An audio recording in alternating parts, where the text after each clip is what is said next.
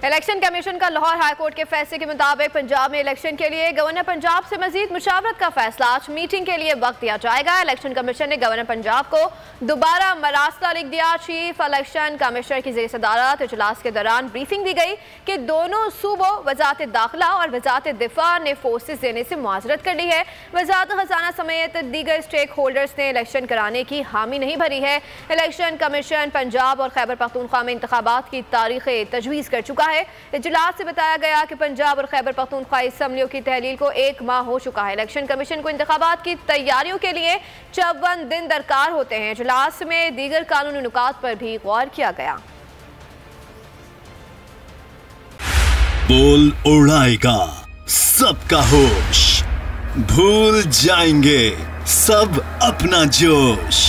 देखिए पाकिस्तान की सबसे बड़ी PSL ट्रांसमिशन सकलैन मुश्ताक, रमीज राजा, सुहेब अलवी, जमील फारूकी और फहीम खान के साथ खेल का जुनून रोजाना रात 11 बजे सिर्फ बोल न्यूज पर।